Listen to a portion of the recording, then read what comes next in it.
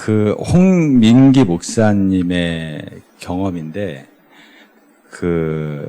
이분이 이제 아프리카 선교를 갔을 때, 수도에서 8시간, 어느 나라인지는 잘 모르겠어요. 아프리카에서도 못 사는 나라, 가장 못 사는 나라. 8시간 떨어진 수도에서, 근데 거기에 교회가 있었다고 합니다. 예. 근데 교회가 지붕과 벽은 있는데, 문이나 창문은 이제 없는 이제 그런 곳이었다고 합니다. 예배가 시작이 됐는데, 이제 설교를 한 거죠. 근데 설교가 끝났는데 또 부탁을 하더래요. 예. 그래서 처음에는 너무 못해가지고 잘할 때까지 하라는 건가 이런 생각을 했대요. 근데 이제 선교를 왔으니까 이제 설교를 여러 편 가지고 왔잖아요. 그래서 하여튼 설교를 또 했대요. 조금 후에 또 찬양하고 또 설교를 부탁하더래요. 그러니까 4번을 했대요, 4번을. 그래서 10시에 시작된 예배가 오후 5시에 끝났다고 그 얘기를 하시더라고요. 근데 그분들이 얼마나 못 사냐면 그 지역이 매일 한 끼밖에 못 먹는데요. 한 끼. 그리고 주일날은 그 한 끼를 하나님께 드리고, 온종일 예배를 드리는 거예요. 근데 그분들을 보고 가장 놀라운 것은 뭐였냐면 표정이었다고 합니다. 표정. 어떻게 저렇게 기뻐하고 즐거워하면서 예배할 수 있을까? 예배를 기뻐하는 그들의 표정에 자기가 놀랐대요. 잘 먹고 잘 사는 성도들에게서는 단 한 번도 본 적이 없었던 그들의 표정을 보면서 이분이 떠오르는 말씀이 오늘 본문이 자기는 떠올랐대요. 여호와는 나의 목자시니 내게 부족함이 없으리로다. 이 말씀이 자기는 떠올랐다고 합니다. 그래서 여호와는 나의 목자시니 내가 부족함이 없으리로다. 이게 어떤 의미인가? 먼저는 이게 두려움이 없어지는 겁니다. 여호와가 나의 목자가 될 때, 그러니까 두려움의 대상이 없는 것은 아니에요. 팔레스타인에서 양을 치신 분의 경험은 양들은 죽을 일이 쌓였다고 합니다. 뭐 예를 들어 구덩이에 빠져도 죽고, 가시덤불에 털이 엉켜도 죽고, 독초를 먹어도 죽고, 그리고 맹수는 당연한 거고, 그리고 벌레가 독하대요. 그 팔레스타인 지역에. 그래서 벌레에 물려도 죽기도 한대요. 골짜기에서 죽고, 서로 다투다가 죽고, 심지어 양들은 목자가 털을 깎아주지 않으면 털이 무겁잖아요. 그럼 넘어지면 못 일어난대요. 그러니까 양들은 죽을 일이 쌓인 거예요. 수많은 위험이 있는데, 근데 양들은 눈이 나쁘다고 하잖아요. 근데 잘 보이지 않는 그 눈에 목자가 자기 눈에 보이면은 이 모든 위험한 상황 속에서도 평안을 누리게 된다라는 거죠.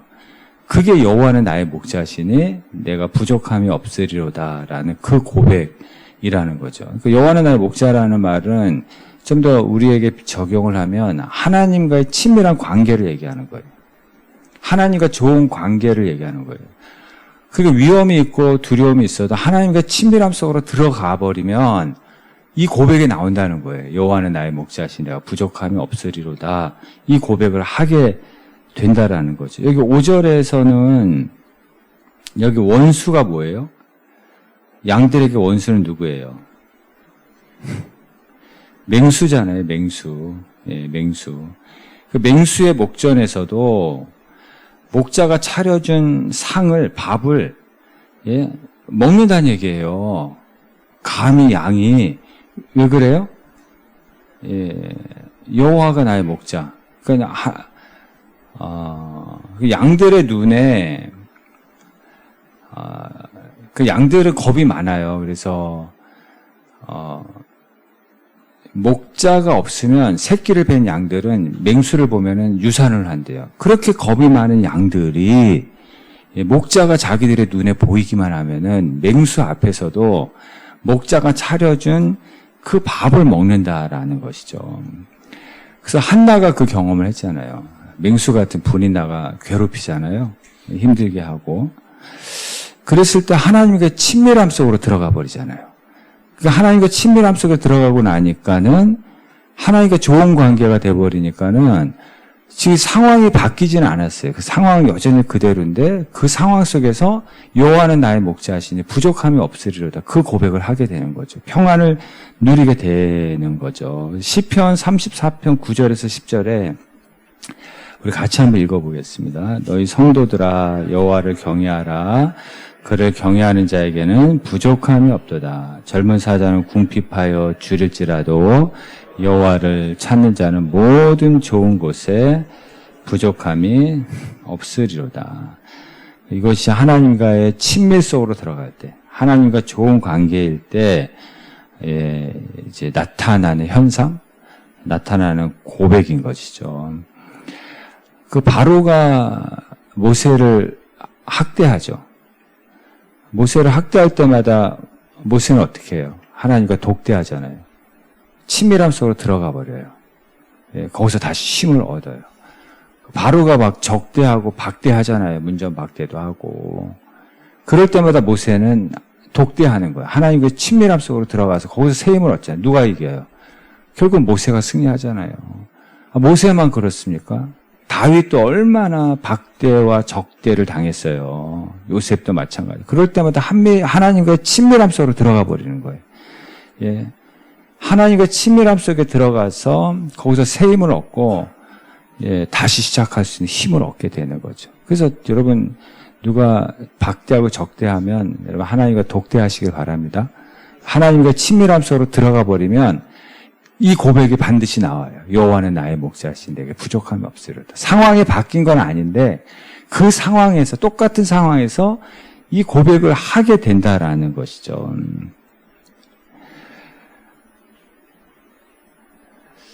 그러니까 하나님과 친밀하다라는 거는 여호와는 나의 목자시니까 하나님과 친밀함인데 이걸 다른 말로 말하면 예배자라고 할 수 있어요. 예배자. 그래서 교회에도 예배자로 오시는 분이 있고 소비자로 오시는 분이 있어요. 예배자는 하나님과 친밀함, 하나님의 목적이에요. 하나님과 친밀함 속으로 들어가고 하나님과 좋은 관계 속으로 들어가서 부족함이 없으리로다. 이 고백을 하는 건데 소비자는 뭘 사러 오는 거잖아요. 그렇죠. 뭘 얻으러 오는 거잖아요. 뭘 바꾸러 오는 거잖아요. 그리고 어느 물건이 좋을까 비교하러 오는 거잖아요. 그러니까 내 욕심과 내 야망을 채우기 위해서 하나님을 만나는 마음은 이게 소비자의 마음이에요. 그게 불평이 많아요. 소비자는 내 마음에 안 들면 컴플레인 하잖아요. 항상 불평하고 다른 것과 또 비교하고 그러잖아요. 백화점이나 마트 갈 때 어디로 갈까 생각하잖아요. 예? 어디가 주차장이 좋을까? 어디가 공간이 좋을까? 어디가 나를 빛나게 해줄까? 예, 어디가 또 뭐가 있어요? 자리가 좋을까? 예, 어디가 가까운가? 뭐 이런 거 다 따지잖아요. 이게 소비자의 마음이거든요. 그러니까 소비자의 마음으로 오면 절대로 만족을 못 얻고 가요. 와서도 불평하고 가면서도 또 불평해요. 이만큼이라도 내 마음에 안 들면 컴플레인하고 가는 거예요. 불평을 쏟아놓고 가는 거예요. 그러니까 우리가 교회도 마치 백화점 가듯이 마트 가듯이 소비자의 마음으로 오면은 만족을 못 얻어요. 예배자로 오셔야 돼요. 하나님과 친밀함 속으로 들어가야지 여호와는 나의 목자시니 내가 부족함이 없으리로다. 이 고백을 하게 되는 거죠. 그래서 예배자는 불평이 없어요. 애통해요. 어찌할꼬. 근데 불평은 소비자들이 다 하는 거예요. 예배자가 될 때 우리의 마음속에 두려움이 사라지고 여호와는 나의 목자시니 내가 부족함이 없으리로다. 이 고백을 하게 되는 것이죠. 컵에 이 물이 가득하잖아요. 물이 가득. 제가 이거 들고 뛰면 뭐가 흘러넘쳐요? 물이 흘러넘치겠죠. 여기 술이 가득해요. 제가 들고 뛰면 뭐가 흘러넘쳐요? 술이 흘러넘쳐요. 그래서 우리 인생에 충격을 받을 때 믿음이 가득한 사람들은 믿음이 흘러넘쳐요. 예. 의심이 가득한 사람은 의심이 흘러넘치고요. 불평이 가득한 사람은 충격을 받으면 불평이 막 쏟아져요. 흘러넘쳐. 충격을 받을 때 내 안에 뭐가 있는지가 드러나는 거죠. 예배자는 하나님과 친밀한 사람들이잖아요. 좋은 관계잖아요. 그러니까 당연히 하나님이 흘러나오겠죠. 예, 인생의 충격을 받아 하나님이 자꾸 흘러나와요. 예, 그러면서 더 하나님과 친밀함 속으로 들어가서 그 상황이 해결된 것은 아닌데 여호와는 나의 목자시 내가 부족함이 없으리로다. 이 고백을 하게 되는 거죠. 그래서 일제시대 때 그 어떤 이름이 생각이 안 나요. 어떤 목사님 이야기 있잖아요. 일본 심사가 막 고문하니까 고문하고 때릴 때마다 예수 예수 그랬다 그랬잖아요. 그 얘기 안 하면 덜 맞을 텐데 왜 자꾸 그 얘기 하냐고. 예. 근데 뭐라 그래? 자기 안에 뭐가 있어요? 예수로 가득한 거. 그러니까 때리고 충격을 주면은 자꾸 예수만 나오는 거죠. 예. 그게 예배자인 거죠. 여러분, 우리가 사실은 불평 체질이 있어요. 예. 체질에 불평인 사람이 있어요. 예. 축복 체질인 사람이 있고, 평안 체질인 사람이 있고, 불평 체질인 사람이 있어요. 불평 체질인 사람은 평안을 못 견뎌. 이 평안한 게 너무 불편한 거야. 왜? 내 체질이 불평 체질이거든요. 그러니까 항상 이 평안함을 못 견디니까 문제를 항상 만들어내. 예. 그래야지 편한가 봐요. 예. 광야 교회가 그렇잖아요. 예. 출애굽한 이스라엘 백성들 소비자로 광야 교회에 들어왔거든요. 근데 그 광야 교회에 들어와가지고 계속 불평하잖아요. 예. 체질이 아직 노예 체질이야. 아직 불평 체질이에요. 예. 그러니까 항상 불평하고. 항상 불평으로 시작해서 불평을 전염시키다가 결국 불평하다가 죽어버리잖아요. 예. 오늘 본문의 4절 한번 보시겠어요? 4절 한번 보시면 여기 뭐가 나와요? 사망의 음침한 골짜기. 이 사망의 음침한 골짜기가 두 가지 해석이 있어요. 그러니까 사망의 음침한 골짜기. 사망이 있는 게 아니라 사망의 그림자만 있는 거예요. 이 골짜기는 두려움만 주는 거예요. 우리가 너 죽여. 뭐 이런 거 있잖아요. 너 가만히 안 둬. 이 두려움만 주는 골짜기지 사망이 있는 공간이 아니라는 거예요. 그러니까 또 하나는 이 골짜기는 어디로 가는 지름길이라고 그랬어요? 푸른 초장으로 가는 지름길이라고 그랬잖아요. 그리고 유일한 길이에요. 그리고 이 길로 가야지 양들이 먹을 수 있는 물과 풀이 있는 길이에요. 그러니까 이 두 가지 해석이 있는 거죠. 그래서 이 골짜기에서 하나님을 신뢰하지 못하는 사람들은 이 골짜기에서 두려움을 전염시켜. 거기가 무덤이 되는 거예요. 자기만 두려운 게 아니라 그냥 두려움만 존재하는 거거든요. 사망이 있는 곳이 아닌데 두려우니까 자꾸 두려움을 전염시켜가지고 다 같이 망하게, 다 같이 그 자리가 무덤이 되게 하는 거고. 근데 이 골짜기는 푸른 초장으로 가는 지름길이기 때문에 어떤 사람은 막 소망을 전염시키는 거예요. 야, 드디어 골짜기다. 이 골짜기만 잘 통과하면 바로 푸른 초장이다. 그래서 자꾸 소망을 이야기하는 거죠. 그리고 골짜기에서도 불평하는 사람이 있고 골짜기에서 소망을 말하는 사람이 있어요. 그 보스턴에 있는 축구팀인데 이 팀이 이제 한 게임만 이기면 우승인 거예요. 한 게임만 이기면 이제 우승. 근데 그 게임을 가장 약한 팀하고 경기를 하게 됐어요. 그러니까 이 경기는 질 수가 없고 진리가 없는 그런 게임이에요. 그러니까 당연히 우승 축하 파티를 다 준비를 해놓은 거죠. 근데 질 수가 없고 진리가 없는 이 게임에 패배를 한 거예요. 다 취소가 된 거죠. 근데 그 다음날 신문 기사를 봤는데 그들이 우승 축하 파티를 하기로 한 그 장소에서 큰 화재가 일어난 거예요. 예. 그러니까 이게 낙심할 일이에요? 이게 원망할 일이에요? 알고 보니까 어때요? 이것이 엄청나게 감사할 일인 거죠. 이게 축복이죠. 그래서 우리가 몰라서 불평하는 거예요. 예. 내가 겪은 이 일이 사실은 거기에 숨어있는 엄청난 진실이 있어요. 엄청난 비밀인데 그걸 모르기 때문에 보이는 것만 가지고 우리는 불평하고 원망한다라는 거죠. 그 진실은 어디에 담겨 있어요? 블랙박스에 담겨 있어요. 그래서 우리가 겪는 일들 있잖아요. 고난, 골짜기, 거기에 다 블랙박스가 있는 거예요. 감추어진 비밀이 다 있어요. 이게 눈에 있는 골짜기인데 그 블랙박스 안에는 뭐가 있어요? 진실이 들어가 있어요. 왜 이 길로 인도하는지, 너 살리기 위한 거야. 푸른 초장으로 너를 인도하기 위한 거야. 그 블랙박스는 나중에 드러나는 거잖아요. 당시에는 알 수가 없는 거잖아요. 여러분, 코끼리가 부상을 당했어요. 그럼 살리려면 뭘부터 해야 돼요?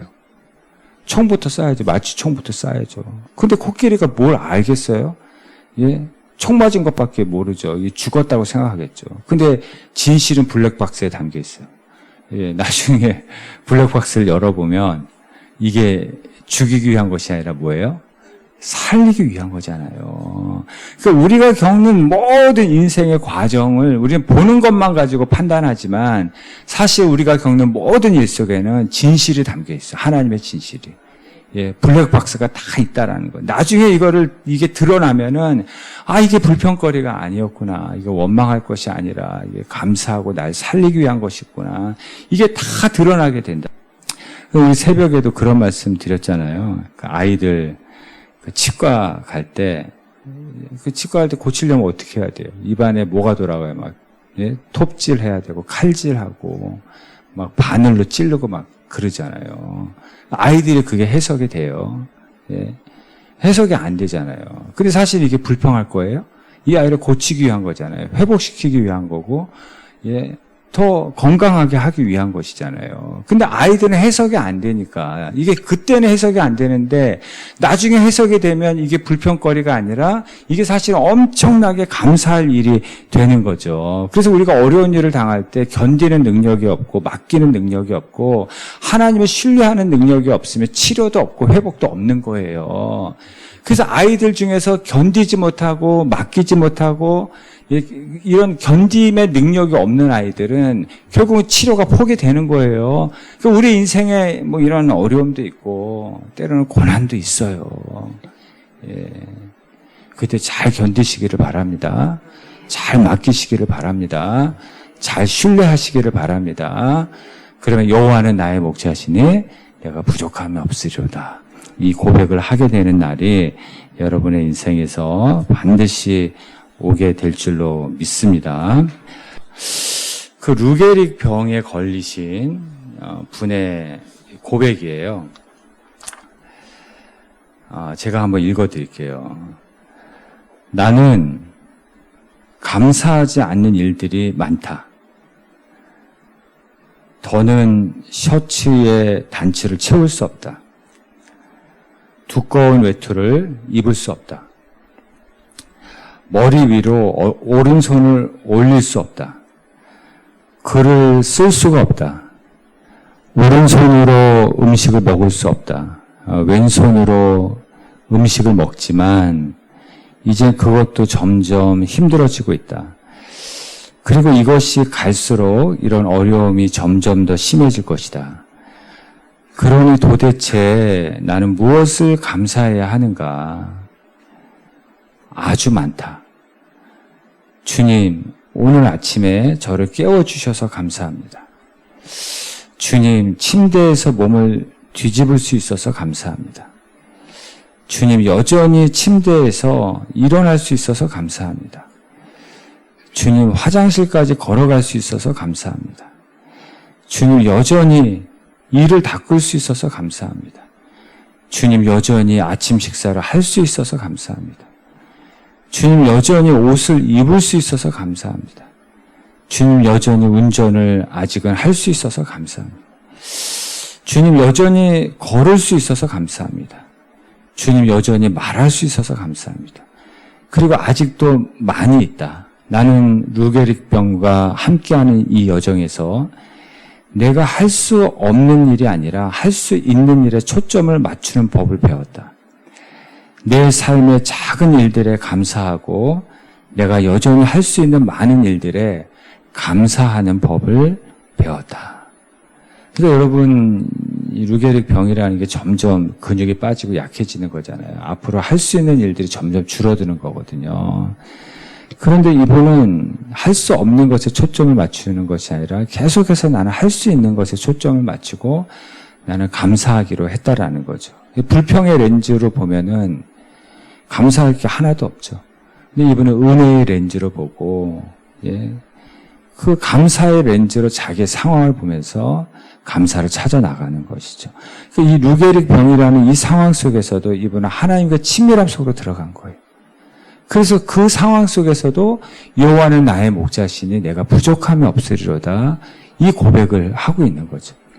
여러분, 그렇다면 이제 비교한다는 건 그렇지만은, 그렇다면 우리가 지금 어떤 상황에 처해 있을지라도 내가 하나님과 친밀함 속으로 들어갈 수만 있다면 여러분들도 여호와는 나의 목자시니 내가 부족함이 없으리로다. 이 고백을 하게 될 줄로 믿습니다. 여러분, 하나님의 사람들은 다 골짜기가 있었잖아요. 골짜기 없는 인생이 어디 있어요. 근데 그 골짜기를 통해서 다 푸른 초장까지 가잖아요.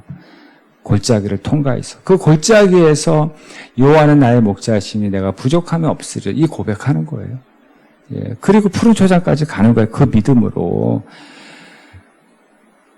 하나님의 사람들 중에 거절감과 무시당하지 않은 사람이 어디 있어요? 다윗도 형들에게 무시당하죠. 사울에게 거절감 당하죠. 요셉은 안 그렇습니까? 형들에게 무시당하고 보디발 장군에게 거절감을 당하고 한나도 그렇잖아요. 다니엘은 자기 동료들이 짜고 딱 굴에 집어넣었잖아요. 다니엘을 적대하잖아요. 근데 이들은 모두가 다 어떻게 이겨냈냐면 그런 현실 속에서 하나님과 친밀함 속으로 들어가는 거예요. 학대해라, 박대해라, 적대해라. 나는 하나님과 친밀함 속으로 들어간다. 나는 하나님과 독대한다. 거기서 다시 새 힘을 얻는 거예요. 거기서 다시 능력을 얻고 골짜기를 통과하고 그들이 다 푸른 초장까지 간 사람들이에요. 여호와는 나의 목자시니 내가 부족함이 없으리로다. 여러분, 이 고백이 여러분의 고백이 되시기를 바랍니다. 그리고 개판 5분 전이라는 말 기억하세요? 개판 5분 전. 예. 6.25 때 생긴 말이라고 합니다. 6.25 때. 먹을 것이 없잖아요. 그러니까 이제 큰 솥에 음식을 만들어가지고 밥을 담던 음식을 만들어가지고 누가 외친대요. 개판 5분 전 그런데요. 뚜껑 열기 5분 전 그런데요. 그러면 배고픈 사람들이 거기에 뭐 어른부터 아이들까지 다 몰려든다는 거예요. 서로 먹겠다고. 그게 개판 5분 전이에요. 개판 5분 전. 그 개판 5분 전이 가장 시끄러운 거예요. 개판 5분 전이 가장 힘든 시간이에요. 그래서 여러분 힘들고 어려울 때 이거 개판 5분 전이다 이거. 5분만 잘 참으세요. 뚜껑이 열리는 순간 거기에 하나님의 기적이, 하나님의 축복이. 근데 그 개판 5분 전에 우리 다 포기해. 너무 힘드니까. 너무 골짜기니까. 너무 난장판이니까. 사는 게 이게 뭔가 하고, 개판 5분 전인데, 5분만 참으면 하나님의 기적의 뚜껑이 열리는데, 여러분, 홍해 앞에서 가장 위험한 상황이죠. 홍해 앞에서 가장 어려운 상황이죠. 왜 그래요? 개판 5분 전이라서 그래요. 그 뚜껑이 열리고 길이 열리잖아요. 그래서 여러분, 힘들고 어려울 때, 곧 하나님이 뚜껑을 열어주신다. 해결책을 보여주신다. 이 믿음을 여러분 꼭 가지시기를 바랍니다. 아브라함도 99세잖아요. 아브라함이 몇 세에 이삭을 얻었어요? 100세. 99세에 내년 이맘때 아들이 있을 것이다. 음성을 들었어요. 99세가 개판 5분 전 아니에요? 절망의 시간이죠. 포기의 시간이죠. 낙심의 시간이죠. 그때 포기했으면 이삭을 못 보는, 이삭의 뜻이 웃음이라는 뜻이잖아요. 우리 창세기 21장 6절 한번 볼까요? 같이 한번 읽어볼게요. 사라가 이르되 하나님이 나를 웃게 하시니 듣는 자가 다 나와 함께 웃으리로다. 이거를 다른 말로 바꾸면 뭐예요? 여호와는 나의 목자시니 내가 부족함이 없으리로다. 99세에 여호와는 나의 목자시니 내가 부족함이 없으리로다. 개판 5분 전에도 이 고백을 할 수 있는 여러분 되시기를 바랍니다. 조금만 지나면 나와 함께 웃으리로다. 이 은혜가 여러분들과 함께 할 줄로 믿습니다. 기도하겠습니다.